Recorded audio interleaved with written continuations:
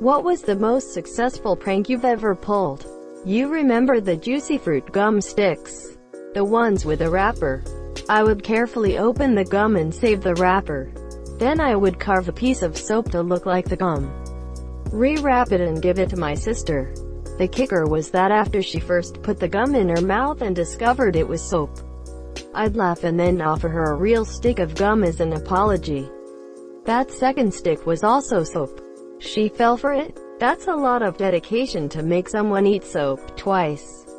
Like the label says, lather, rinse, repeat.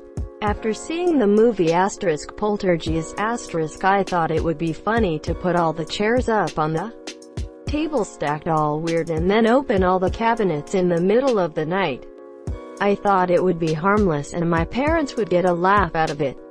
Nope. They believed, 1000%, that it was a ghost we had in the house, and it didn't even matter that I told them the truth. They choose to believe it was the ghost. I'm not sure why, but I think they really wanted to be haunted or something.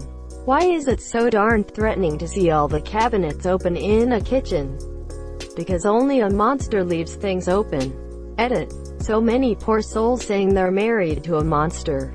Don't worry. You'll only die a tiny bit every time you close something the monsters have left open. I dunno if this counts as a prank, but my dad is a huge fan of the series Scrubs. And there's a gag where a character puts a pancake in the silverware drawer and this exchange happens. Why is there a pancake in the silverware drawer? Quote, you mean why is there silverware in the pancake drawer? So, just for laughs, I made pancakes and put one in our silverware drawer, waiting idly by in the kitchen for him to need a fork or something. I watch all giddy as he, confused, takes the pancake out and asks, what's a pancake doing in the silverware drawer? Quote, without missing a beat, I say, you mean what is silverware doing in the pancake drawer? Quote, I didn't think it would actually work. He got a real kick out of that. A+ harmless prank. People get to eat pancake scrubs. Sharing a moment with your dad. A successful but unsuccessful one. I saw a friend walking ahead of me. So did the old tap on the shoulder but run past on the other side maneuver. However, while concentrating on him, I didn't see the park bench. Ran into it at full speed and collapsed behind it. Through the gaps in the seat I could see my friend looking left and right, almost freaking out, wondering who had tapped him in the shoulder. The tears from the pain in my leg kept me from laughing and giving myself away for about 20 seconds. Task failed successfully. Cooking at school. Different parts of the menu were prepared by different people. The girl tasked with the fruit salad was having grapes when I passed her. So I commented that she wasn't peeling them. Monsieur, were we supposed to do that? Of course. Didn't you listen? Asked the teacher. Quote, a long time later, I had already forgotten the matter. Not expecting to be taken seriously, I heard our teacher yell, Anita, what are you doing? Poor girl was almost done peeling a pound of grapes. I was eating grapes at the school I worked at in Korea. A teacher walked in and said, what are you doing? Quote, I'm eating grapes, without peeling them. Quote, yup. Well, that's so convenient. Quote, Korea and Japan have this one type of grape with a thicker and bitter skin, but they are much larger and sweeter. I wonder if she had never had the type of grape we normally eat in the West. 1998 I was in 4th grade and got my hands on a universal remote watch. At the time it was super high-tech and nobody had heard of such a thing. I would sneakily turn the classroom TV on every 5 minutes. The teacher, who I despised, was convinced that ghosts were in the room. Monsieur, she unplugged it after the 3rd or 4th time. We told our tech-illiterate teacher to hold the power cord higher so the energy would flow better.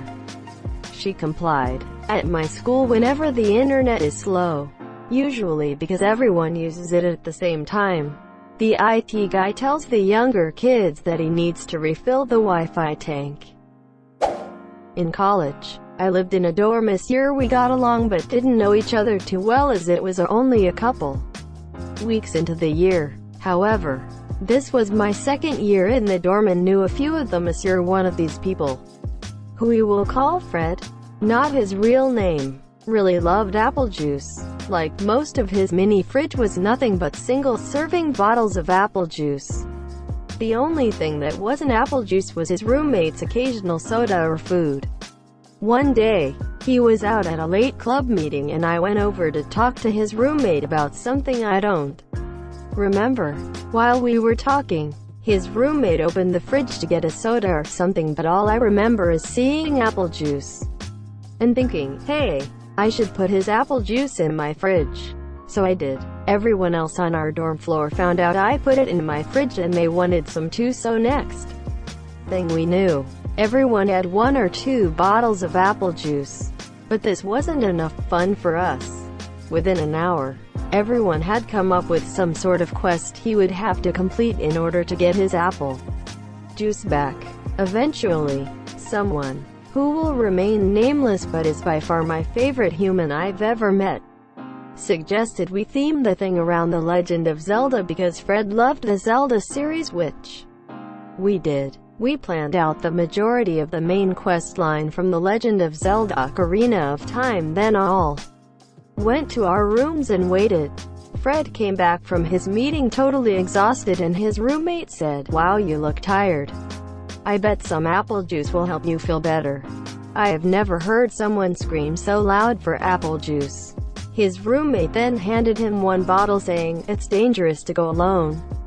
Take this," while playing the intro theme song to the game, and sent him on his way to the first quest in my room, Monsieur. He had to collect 3 spiritual stones, a beginning of the game for those not familiar, and he seemed done with the whole thing. It was obvious he thought I had all of his apple juice, which made this all the more fun to watch. When he finally finished, he demanded his apple juice and he was so confused as when I opened my fridge for him to only see 2 little bottles sitting in it. I then handed him the Master Nerf gun and was met with a blank stare. After what felt like an eternity, it clicked in his head that this was just the beginning. He took it and thrust it above his head towards the sky, immediately going into character.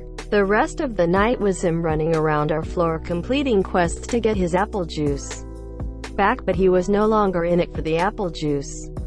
He was doing it for fun. He got more into it as time went, as did everyone else involved. The person playing the part of the final boss even wrote an entire monologue complete with a strobe light. Well, it was his roommate flicking the light switch rapidly, but it still worked. By the end of the night, Fred had completely forgotten he was doing it for the apple juice. What started out as a small prank turned into an all-night event that turned everyone into close friends. I still talk to these people 9 years later. To give even a happier ending, 2 of the people that were involved in giving quests recently got married and all of the main participants of that night were there. That's the best prank I've ever pulled and I would do it again in a heartbeat.